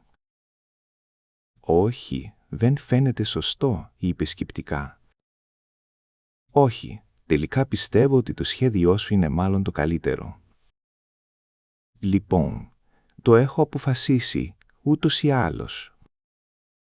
Θέλω να ξαναδώ βουνά, Γκάνταλφ, βουνά, και μετά να βρω ένα μέρος όπου θα μπορώ να ξεκουραστώ. Με ειρήνη και ησυχία, χωρίς ένα σωρό συγγενείς να χώνουν τη μύτη τους παντού. Και μια ουρά από καταραμένους επισκέπτες να κρέμονται στο κουδούνι. Ίσως βρω κάπου όπου θα μπορώ να τελειώσω το βιβλίο μου. Έχω σκεφτεί ένα ωραίο τέλος γι' αυτό. και έζησε αυτός καλά και εμείς καλύτερα ως το τέλος των ημερών του. Ο Γκάνταλφ γέλασε. «Ελπίζω να ζήσει. Αλλά κανείς δεν θα διαβάσει το βιβλίο όπως και αν τελειώνει». Μπορεί να το κάνουν στα χρόνια που θα έρθουν. Ο Φρόντο έχει ήδη διαβάσει κάποια κομμάτια, μέχρι εκεί που έχει φτάσει. Θα προσέχεις τον Φρόντο, έτσι δεν είναι? Ναι, θα τον προσέχω και με τα δύο μου μάτια, όσο συχνά μπορώ να τα διαθέσω. Θα ερχόταν μαζί μου, φυσικά, αν του το ζητούσα. Για την ακρίβεια, προσφέρθηκε μια φορά, λίγο πριν τη γιορτή. Αλλά δεν το θέλει πραγματικά ακόμα. Θέλω να ξαναδώ την άγρια φύση πριν πεθάνω και τα βουνά. Αλλά εκείνος είναι ακόμα ερωτευμένος με το Σάιρ, με τα δάση, τα χωράφια και τα ποταμάκια. Θα έπρεπε να νιώθει άνετα εδώ. Του αφήνω τα πάντα, φυσικά, εκτός από μερικά μικροπράγματα. Ελπίζω να είναι ευτυχισμένος όταν συνηθίσει να είναι μόνος του. Είναι καιρός να γίνει αφέντης του εαυτού του πια. «Τα πάντα», είπε ο Γκάνταλφ. «Και το δαχτυλίδι το είχε συμφωνήσει αυτό, θυμάσαι?» «Λοιπόν, ναι, υποθέτω πως ναι», τράβησε ο Μπίλμπο. «Πού είναι?» «Μέσα σε έναν φάκελο, αν πρέπει να ξέρεις», είπε ο Μπίλμπο ανυπόμονα. «Εκεί, στο περβάζι του τζακιού, λοιπόν, όχι, εδώ είναι στην τσέπη μου». Δίστασε. «Δεν είναι παράξενο αυτό τώρα», είπε σιγανά στον εαυτό του. «Κι όμως τελικά, γιατί όχι, γιατί να μην μείνει εκεί?» Ο Γκάνταλφ κοίταξε ξανά πολύ έντονα τον Μπίλμπο και υπήρχε μια λάμψη στα μάτια του. «Νομίζω, Μπίλμπο», είπε ήσυχα, «ότι θα έπρεπε να το αφήσεις πίσω». «Δεν θέλεις?» «Λοιπόν, ναι και όχι. Τώρα που ήρθε η ώρα, δεν μου αρέσει καθόλου να το αποχωριστώ, μπορώ να πω. Και δεν βλέπω πραγματικά γιατί θα έπρεπε». «Γιατί θέλεις να το κάνω?» ρώτησε, και μια παράξενη αλλαγή επήλθε στη φωνή του. Ήταν κοφτή από καχυποψία και ενόχληση. «Πάντα με ζαλίζεις για το δαχτυλίδι μου, αλλά ποτέ δεν με ενόχλησες για τα άλλα πράγματα που απέκτησα στο ταξίδι μου». «Όχι, αλλά έπρεπε να σε ζαλίσω», είπε ο Γκάνταλφ. «Ήθελα την αλήθεια, ήταν σημαντικό». «Τα μαγικά δαχτυλίδια είναι, λοιπόν, μαγικά και είναι σπάνια και παράξενα. Ενδιαφερόμουν επαγγελματικά για το δαχτυλίδι σου, θα μπορούσες να πεις, και ακόμα ενδιαφέρομαι. Θα ήθελα να ξέρω πού είναι, αν ξαναφύγεις για περιπλάνηση. Επίσης, νομίζω ότι το είχες για αρκετό καιρό. Δεν θα το χρειαστείς πια, Μπίλμπο, εκτός κι αν κάνω μεγάλο λάθος». Ο Μπίλμπο κοκκίνησε και υπήρχε ένα θυμωμένο φως στα μάτια του. Το καλοσυνάτο του πρόσωπο σκλήρινε. «Γιατί όχι?» φώναξε.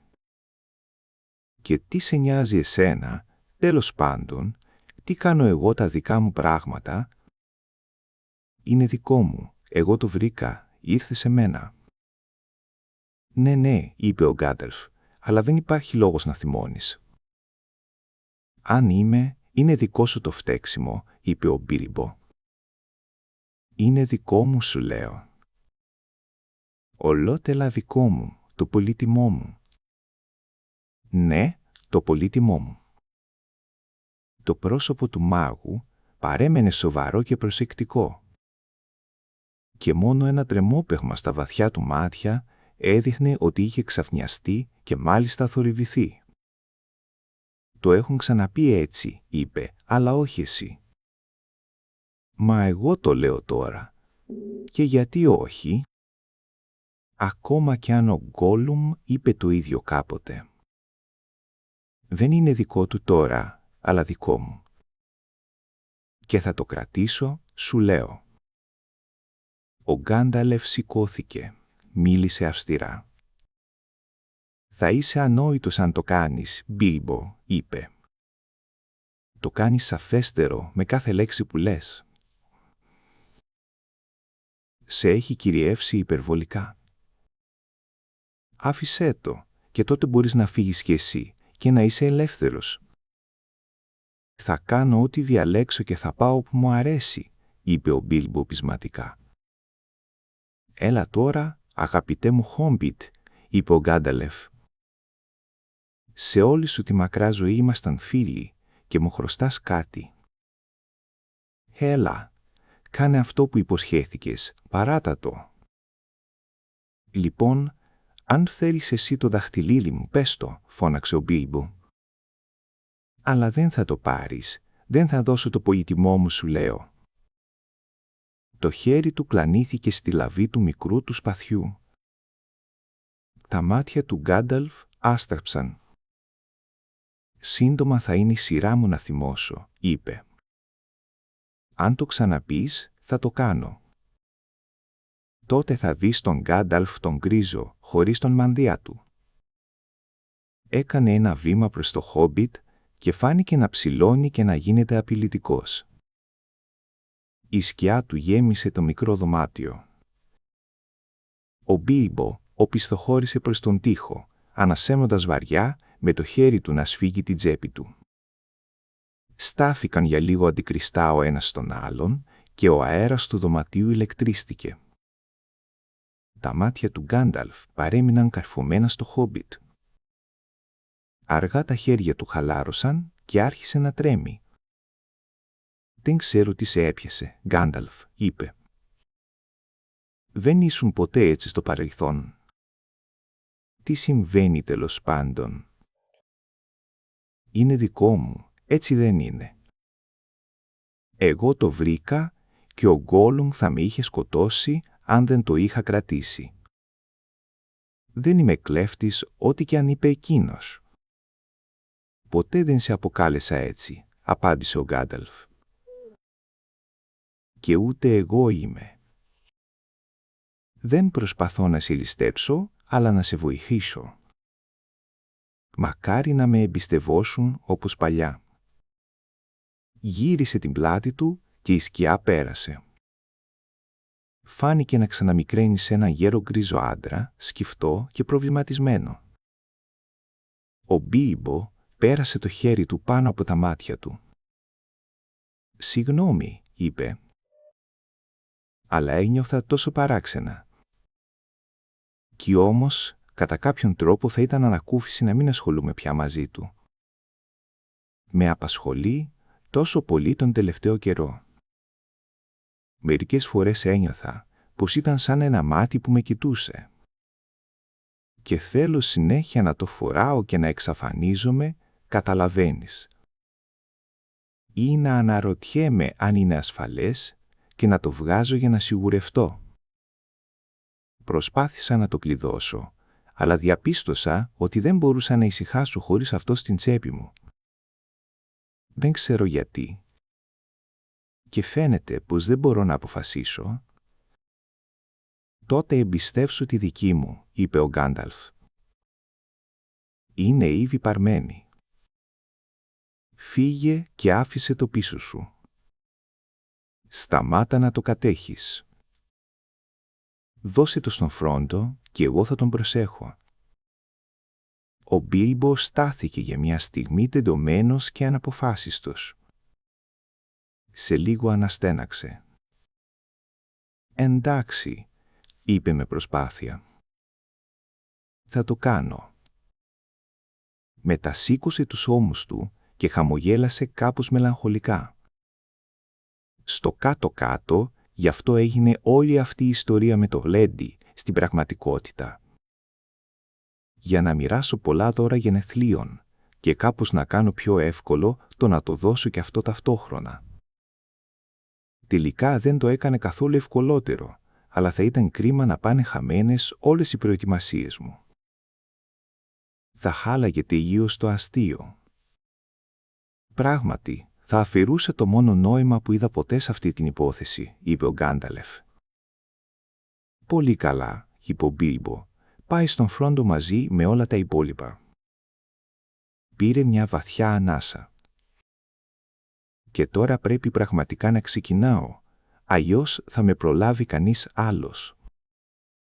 Έχω ήδη αποχαιρετήσει και δεν θα άντεχα να το ξανακάνω από την αρχή. Σήκωσε την τσάντα του και κινήθηκε προς την πόρτα. «Έχεις ακόμα το δαχτυλίδι στην τσέπη σου», είπε ο μάγος. «Μα, όντως το έχω», φώναξε ο Μπίλμπο. «Και τη διαθήκη μου και όλα τα άλλα έγγραφα επίσης.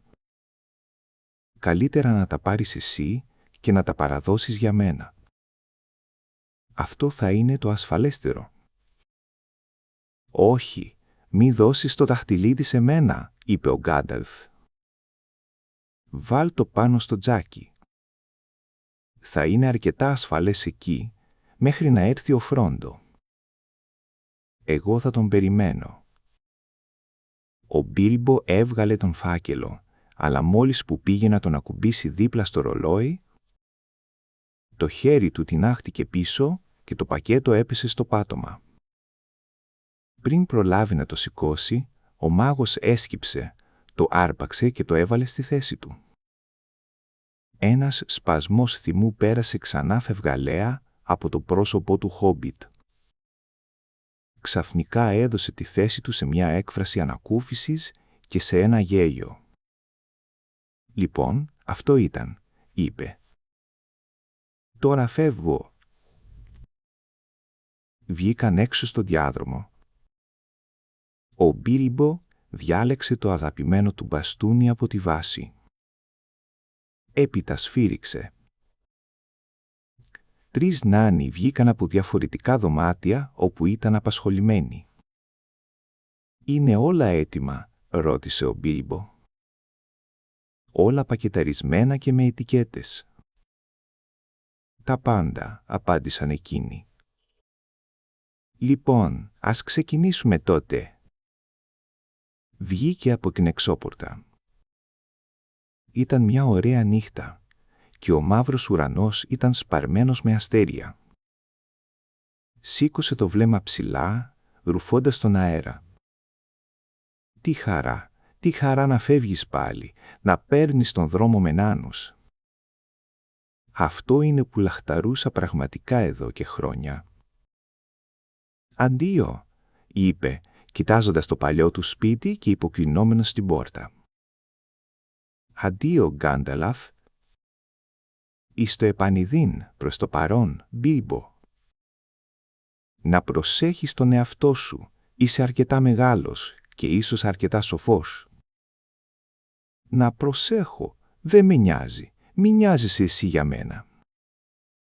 «Είμαι τόσο ευτυχισμένος τώρα, όσο δεν υπήρξα ποτέ και αυτό λέει πολλά». «Αλλά ήρθε η ώρα. Επιτέλους με παρασέρνει το ρεύμα», πρόσθεσε. Και μετά με χαμηλή φωνή, σαν να μιλούσε στον εαυτό του, τραγούδισε σιγανά στο σκοτάδι. Ο δρόμος προχωρά ατέλειωτα μπροστά. Απ' την πόρτα όπου πρωτοξεκινά. Τώρα μακριά ο δρόμος έχει πια τραβήξει. Και εγώ πρέπει να ακολουθήσω αν μπορώ. Κυνηγώντας τον με πόδια ανυπόμονα, ώσπου να σμίξει με έναν δρόμο πιο μεγάλο, όπου πολλά μονοπάτια και θελήματα σμίγουν. Και μετά που, δεν μπορώ να πω. Σταμάτησε, σιωπηλός για μια στιγμή. Έπειτα, χωρίς άλλη κουβέντα, απομακρύνθηκε από τα φώτα και τις φωνές στα χωράφια και τις σκηνές. Και ακολουθούμενος από τους 3 συντρόφους του, μπήκε στον κήπο του και κατηφόρησε τρέχοντας το μακρύ, επικλινές μονοπάτι. Πήδηξε πάνω από ένα χαμηλό σημείο του φράχτη στο τέλος και βγήκε στα λιβάδια, χανόμενος μέσα στη νύχτα σαν θρώισμα του ανέμου στα χόρτα. Ο Γκάνταλφ έμεινε για λίγο κοιτάζοντας τον επίμονα, καθώς χανόταν στο σκοτάδι. «Αντίο, αγαπητέ μου Μπίλμπο, μέχρι την επόμενη συνάντησή μας», είπε σιγανά και ξαναμπήκε μέσα. Ο Φρόντο μπήκε λίγο αργότερα και τον βρήκε να κάθεται στο σκοτάδι, βαθιά σκεφτικός. «Έφυγε?» ρώτησε. «Ναι», απάντησε ο Γκάνταλεφ, «έφυγε επιτέλους». «Μακάρι, θέλω να πω, ήλπιζα μέχρι απόψε ότι ήταν απλώς ένα αστείο», είπε ο Φρόντο. «Μα ήξερα στην καρδιά μου ότι όντως σκόπευε να φύγει. Πάντα αστειευόταν με τα σοβαρά πράγματα. Μακάρι να είχα γυρίσει νωρίτερα, απλώς για να τον ξεπροβοδήσω. Νομίζω ότι στην πραγματικότητα προτίμησε να φύγει αθόρυβα στο τέλος», είπε ο Γκάνταλφ. «Μην ανησυχείς υπερβολικά. Θα είναι καλά τώρα πια. Σου άφησε ένα πακέτο. Να το». Ο Φρόντο πήρε τον φάκελο από το περβάζι του τζακιού, του έριξε μια ματιά, αλλά δεν τον άνοιξε. «Θα βρεις τη διαθήκη του και όλα τα άλλα έγγραφα εκεί μέσα, νομίζω», είπε ο μάγος. «Είσαι ο αφέντης του Μπαγκέντ τώρα. Και επίσης, φαντάζομαι, θα βρεις ένα χρυσό δαχτυλίδι». «Το δαχτυλίδι», αναφώνησε ο Φρόντο. «Μου άφησε αυτό. Αναρωτιέμαι γιατί. Παρόλα αυτά, μπορεί να φανεί χρήσιμο». «Μπορεί και μπορεί και όχι», είπε ο Γκάνταλφ. «Δεν θα το χρησιμοποιούσα αν ήμουν στη θέση σου. Αλλά κράτα το μυστικό και κράτα το ασφαλές. Τώρα εγώ πηγαίνω για ύπνο». Ως αφέντης του Bag-End, ο Φρόντο θεώρησε οδυνηρό καθήκον του να αποχαιρετήσει τους καλεσμένους. Φήμες για παράξενα γεγονότα είχαν πλέον διαδοθεί σε όλη την πεδιάδα. Αλλά ο Φρόντο έλεγε μόνο πως αναμφίβολα όλα θα ξεκαθαρίσουν το πρωί. Γύρω στα μεσάνυχτα ήρθαν άμαξες για τους σημαντικούς καλεσμένους. Μία-μία απομακρύνθηκαν, γεμάτες με χορτάτα, αλλά πολύ ανικανοποιητά χόμπιτ. Κυπουροί ήρθαν κατόπιν συνεννόησης και απομάκρυναν με καροτσάκια όσους είχαν από απροσεξία μείνει πίσω. Η νύχτα πέρασε αργά. Ο ήλιος ανέτειλε. Τα χόμπιτ σηκώθηκαν αρκετά αργότερα. Το πρωινό προχωρούσε. Άνθρωποι ήρθαν και άρχισαν, κατόπιν διαταγής, να μαζεύουν τα περίπτερα, τα τραπέζια και τις καρέκλες. Και τα κουτάλια και τα μαχαίρια και τα μπουκάλια και τα πιάτα και τα φανάρια.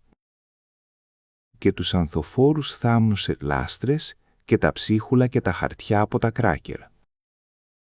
Τις ξεχασμένες τσάντες και τα γάντια και τα μαντίλια και το φαγητό που δεν φαγώθηκε, ένα πολύ μικρό ποσό. Έπειτα ήρθαν και πολλοί άλλοι άνθρωποι, χωρίς διαταγή. Μπάγκινς και Μπόφιν και Μπόλτζερ και Τούκ και άλλοι καλεσμένοι που ζούσαν ή έμεναν κοντά. Μέχρι το μεσημέρι, όταν ακόμη και οι πιο χορτάτοι είχαν βγει πάλι έξω, υπήρχε μεγάλο πλήθος στο Bag-End, απλόσκλητο αλλά όχι αναπάντεχο. Ο Φρόντο περίμενε στο σκαλοπάτι, χαμογελώντας, αλλά φαινομενικά κουρασμένος και ανήσυχος. Καλωσόρισε όλους τους επισκέπτες, αλλά δεν είχε να πει πολλά περισσότερα από πριν. Η απάντησή του σε όλες τις ερωτήσεις ήταν απλώς αυτή. Ο κύριος Μπίλμπο Μπάγκινς έχει φύγει, από όσο ξέρω για πάντα. Μερικούς από τους επισκέπτες τους κάλεσε μέσα, καθώς ο Μπίλμπο τους είχε αφήσει μιμήματα.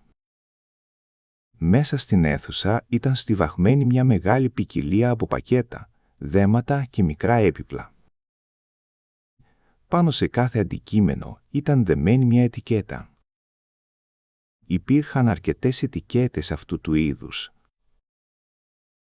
Για τον Αντέλαρτ Τούκ, για αποκλειστικά δικό του από τον Μπίλμπο σε μια ομπρέλα. Ο Άντελαρντι είχε πάρει πολλές χωρίς ετικέτα. Για την τώρα Μπαγκίνσης ανάμνηση μιας μακράς αλληλογραφίας με αγάπη από τον Μπίλμπο σε ένα μεγάλο καλάθι αχρήστων. Η Ντόρα ήταν αδελφή του Ντρόγκο και η γυρεότερη εν ζωή γυναίκα συγγενής του Μπίλμπο και του Φρόντο. Ήταν 99 ετών και έγραφε στίβες καλές συμβουλές για πάνω από μισό αιώνα. Για τον Μαΐλο Μπαρόους, με την ελπίδα να φανεί χρήσιμο από το μπλο σε μια χρυσή πένα και μελανοδοχείο. Ο Μάιλο δεν απαντούσε ποτέ σε γράμματα. Για χρήση της ατζέρικα από τον θείο Μπίλμπο σε έναν στρογγυλό κυρτοκαθρέφτη.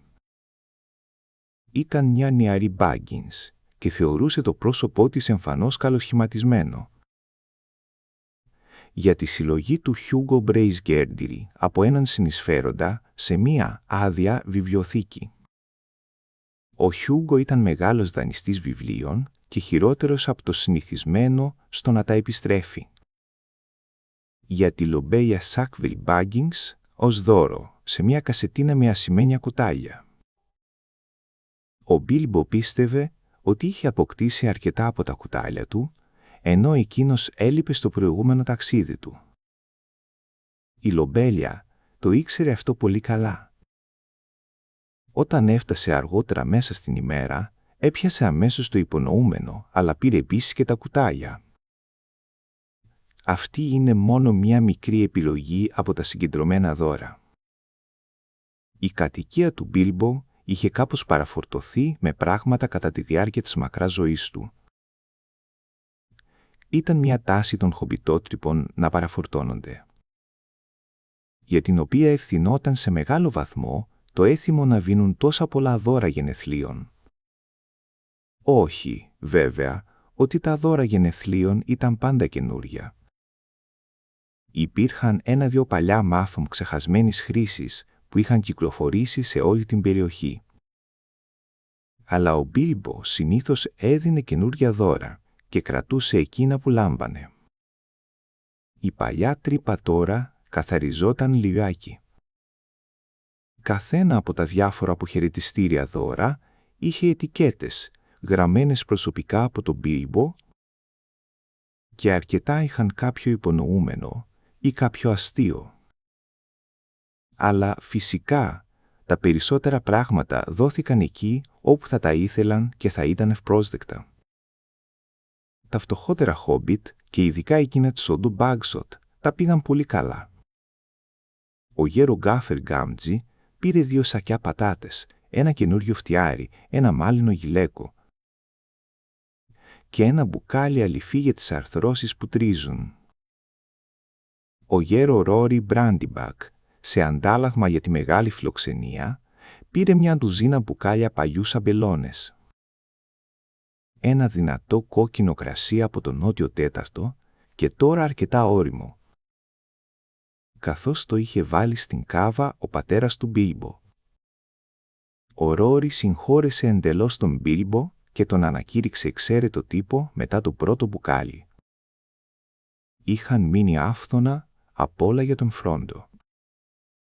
Και φυσικά όλοι οι κύριοι θησαυροί, καθώς και τα βιβλία, οι πίνακες και τα παραπάνω από αρκετά έπιπλα, έμειναν στην κατοχή του. Ωστόσο, δεν υπήρχε κανένα σημάδι, ούτε αναφορά για χρήματα ή κοσμήματα. Δεν δόθηκε ούτε μια δεκάρα, ούτε μια γυάλινη χάντρα. Ο Φρόντο πέρασε μια πολύ δύσκολη μέρα εκείνο το απόγευμα. Μια ψεύτικη φήμη ότι όλο το νοικοκυριό μοιραζόταν δωρεάν, διαδόθηκε σαν πυρκαγιά. Και σε λίγο ο χώρος γέμισε με κόσμο που δεν είχε καμία δουλειά εκεί. Αλλά δεν μπορούσε να κρατηθεί έξω. Οι ετικέτες σκίζονταν και ανακατεύονταν και ξεσπούσαν καυγάδες. Κάποιοι προσπαθούσαν να κάνουν ανταλλαγές και συμφωνίες στην αίθουσα. Και άλλοι προσπαθούσαν να φύγουν με μικροαντικείμενα που δεν προορίζονταν για αυτούς ή με οτιδήποτε φαινόταν ανεπιθύμητο ή αφύλακτο. Ο δρόμος προς την πύλη ήταν μπλοκαρισμένος από καροτσάκια και χειράμαξες. Μέσα σε όλη αυτή την αναταραχή έφτασαν οι Σάκβιλ Μπάγκινς. Ο Φρόντο είχε αποσυρθεί για λίγο και είχε αφήσει τον φίλο του, τον Μέρι Μπράντμπακ, να επιβλέπει τα πράγματα. Όταν ο Όθο απέτησε φωναχτά να δει τον Φρόντο, ο Μέρι υποκλήθηκε ευγενικά. «Είναι αδιάθετος», είπε, «ξεκουράζεται». «Κρύβεται, θες να πεις», είπε η Λομπέια. «Τέλος πάντων, θέλουμε να τον δούμε και σκοπεύουμε να τον δούμε. Απλώς πήγαινε και πες του το». Ο Μέρι τους άφησε για πολλή ώρα στην αίθουσα και είχαν χρόνο να ανακαλύψουν το αποχαιρετιστήριο δώρο τους, τα κουτάλια. Αυτό δεν βελτίωσε τη διάθεσή τους. Τελικά τους οδήγησαν στο γραφείο.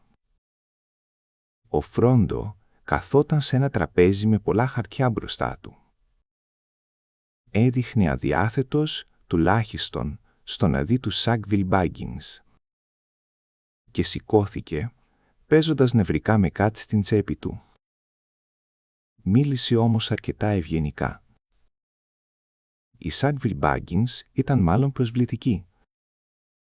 Ξεκίνησαν προσφέροντάς του εξευτελιστικές τιμές, χαν-φίλοι υποτίθεται, για διάφορα πολύτιμα αντικείμενα χωρίς ετικέτα. Όταν ο Φρόντο απάντησε ότι δίνονταν μόνο τα πράγματα που είχε ορίσει ειδικά ο Μπίλμπο, εκείνοι είπαν ότι όλη η υπόθεση ήταν πολύ ύποπτη. «Μόνο ένα πράγμα είναι ξεκάθαρο για μένα», είπε ο Όθο, «και αυτό είναι ότι βγαίνεις εξαιρετικά κερδισμένος από αυτήν. Επιμένω να δω τη διαθήκη». Ο Όθο θα ήταν ο κληρονόμος του Μπίλμπο, αν δεν υπήρχε η υιοθεσία του Φρόντο. Διάβασε τη διαθήκη προσεκτικά και ρουθούνισε περιφρονητικά. Ήταν, δυστυχώς, πολύ σαφής και ορθή. Σύμφωνα με τα νομικά έθιμα των Χόμπιτ, τα οποία απαιτούν μεταξύ άλλων 7 υπογραφές μαρτύρων με κόκκινο μελάνι. «Πάλι αποτύχαμε», είπε στη γυναίκα του, «και μετά από 60 χρόνια αναμονής». Κουτάλια, ανοησίες. Έτριξε τα δάχτυλά του κάτω από τη μύτη του Φρόντο και έφυγε κατηφής. Όμως η Λομπέγια δεν ξεφορτωνόταν τόσο εύκολα. Λίγο αργότερα ο Φρόντο βγήκε από το γραφείο για να δει πώς πήγαιναν τα πράγματα. Και τη βρήκε ακόμα εκεί τριγύρω, να εξερευνά γωνιές και κρυψώνες και να χτυπά τα πατώματα. Τη συνόδευσε με σταθερότητα έξω από την ιδιοκτησία, αφού την απάλαξε από αρκετά μικρά, αλλά μάλλον πολύτιμα αντικείμενα, που κατά κάποιον τρόπο είχαν πέσει μέσα στην ομπρέλα της. Το πρόσωπό της έδειχνε σαν να πάσχιζε να σκεφτεί ένα πραγματικά συντριπτικό αποχαιρετιστήριο σχόλιο. Αλλά το μόνο που βρήκε να πει, γυρίζοντας το σκαλοπάτι, ήταν «Θα το μετανιώσεις που έζησες, παλικαρά. Γιατί δεν έφυγες κι εσύ? Δεν ανήκεις εδώ, δεν είσαι Μπάγκινς. Εσύ είσαι Μπράντιμπακ».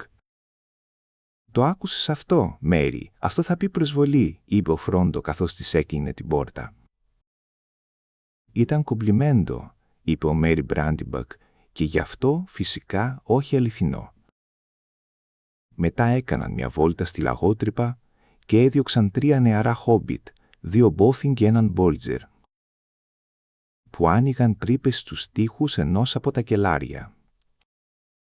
Ο Φρόντο είχε επίσης μια πάλη με τον νεαρό Σάντζο Πράουνφουτ, τον εγγονό του γέρου Όντο Πράουνφουτ, ο οποίος είχε αρχίσει μια ανασκαφή στο μεγαλύτερο κελάρι τροφίμων, όπου νόμιζε ότι υπήρχε ηχό. Ο θρύλος για το χρυσάφι του Μπίλμπο διήγηρε τόσο την περιέργεια όσο και την ελπίδα. Γιατί το θρυλικό χρυσάφι, μυστηριωδώς αποκτημένο, αν όχι θετικά παράνομο, είναι, όπως όλοι ξέρουν, διαθέσιμο σε όποιον το βρει, εκτός κι αν η αναζήτηση διακοπεί. Όταν κατέβαλε τον Σάντζο και τον έσπρωξε έξω, ο Φρόντο κατέρευσε σε μια καρέκλα στο χώρι. «Είναι ώρα να κλείσουμε το μαγαζί, Μέρι», είπε. «Κλείδωσε την πόρτα και μην ανοίξεις σε κανέναν σήμερα, ούτε κι αν φέρουν πολιορκητικό κρυό». Μετά πήγε να συνέλθει με ένα καθυστερημένο φλιτζάνι τσάι. Μόλις που είχε καθίσει, όταν ακούστηκε ένα απαλό χτύπημα στην εξώπορτα. «Πάλι η λομπέλια, το πιθανότερο», σκέφτηκε. Πρέπει να σκέφτηκε κάτι πραγματικά μοχθηρό και να γύρισε πίσω για να το πει. Μπορεί να περιμένει. Συνέχισε το τσάι του. Το χτύπημα επαναλήφθηκε, πολύ πιο δυνατά, αλλά αυτός δεν έδωσε σημασία. Ξαφνικά το κεφάλι του μάγου εμφανίστηκε στο παράθυρο. «Αν δεν με αφήσεις να μπω, Φρόντο, θα γκρεμίσω την πόρτα σου μέσα στη λαγότρυπά σου και θα τη βγάλω από την άλλη μεριά του λόφου», είπε.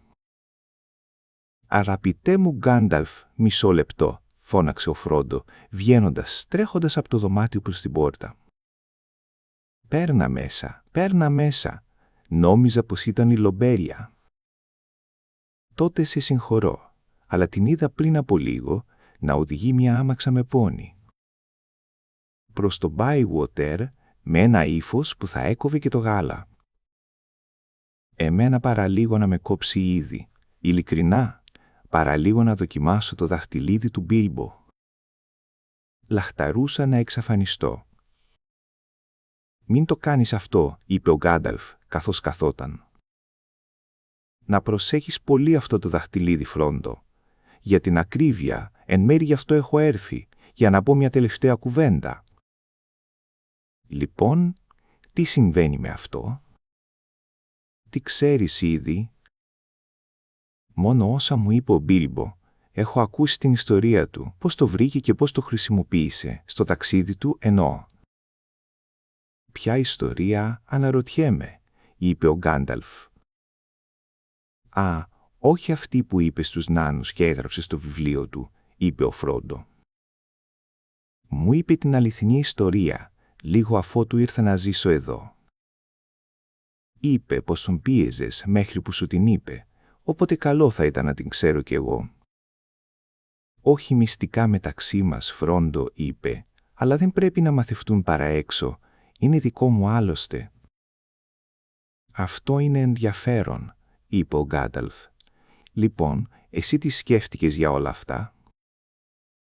«Αν εννοείς ότι σκαρφίστηκε όλη εκείνη την ιστορία για το δώρο, λοιπόν θεώρησα την αληθινή ιστορία πολύ πιο πιθανή και δεν έβλεπα κανέναν λόγο να την αλλάξει.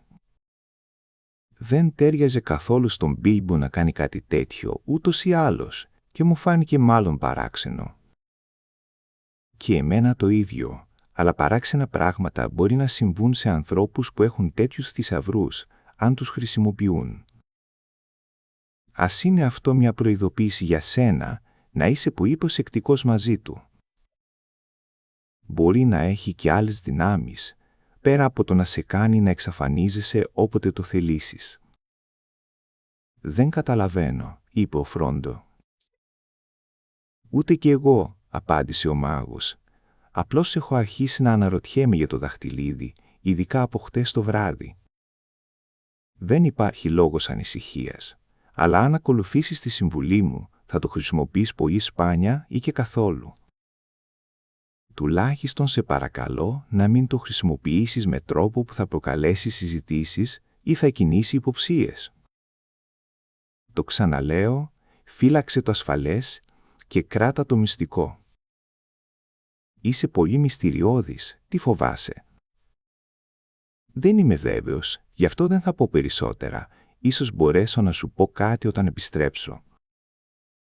Φεύγω αμέσως, οπότε αυτό είναι ένα αντίο προς το παρόν». Σηκώθηκε. «Αμέσως», φώναξε ο Φρόντο. «Μα, νόμιζα ότι θα έμενες για τουλάχιστον μία εβδομάδα. Προσμονούσα τη βοήθειά σου. Το είχα σκοπό, αλλά αναγκάστηκα να αλλάξω γνώμη. Μπορεί να λείψω για αρκετό καιρό. Αλλά θα έρθω να σε δω ξανά, μόλις μπορέσω. να με περιμένεις όταν με δεις. Θα μπω στα κρυφά. Δεν θα επισκέπτομαι συχνά το site φανερά πια. Διαπιστώνω ότι έχω γίνει μάλλον αντιπαθής. Λένε ότι είμαι μπελάς και διαταράσσω την κοινή ησυχία. Κάποιοι μάλιστα με κατηγορούν ότι εξαφάνισα τον Μπίλμπο ή και για χειρότερα. Αν θέλεις να ξέρεις, υποτίθεται ότι υπάρχει μια συνωμοσία μεταξύ εσένα και μένα για να βάλουμε χέρι στην περιουσία του. Κάποιοι, αναφώνησε ο Φρόντο. Εννοείς τον Όθο και τη Λομπέλια. Τι αποτρόπαιο. Θα τους έδινα το Bag-End και όλα τα υπόλοιπα. Αν μπορούσα να φέρω πίσω τον Μπίλμπο και να περιπλανιέμαι στην εξοχή μαζί του. Αγαπώ το Σάιρ. Αλλά αρχίζω να εύχομαι κατά κάποιον τρόπο να είχα φύγει κι εγώ. Αναρωτιέμαι αν θα τον ξαναδώ ποτέ. Το ίδιο κι εγώ, είπε ο Γκάνταλφ. Και αναρωτιέμαι και για πολλά άλλα πράγματα. Αντίο τώρα να προσέχεις τον εαυτό σου. Να με περιμένεις, ειδικά σε απίθανες στιγμές. Αντίο. Ο Φρόντο τον συνόδευσε ως την πόρτα. Έκανε έναν τελευταίο χαιρετισμό με το χέρι του και απομακρύνθηκε με εκπληκτικό βήμα, αλλά ο Φρόντο σκέφτηκε ότι ο γέρος μάγος φαινόταν ασυνήθιστα σκυφτός. Σχεδόν σαν να κουβαλούσε ένα μεγάλο βάρος. Το βράδυ έπεφτε και η καλυμμένη με τον μανδύα φιγούρα του χάθηκε γρήγορα στο λυκόφως. Ο Φρόντο δεν τον ξαναείδε για πολύ καιρό.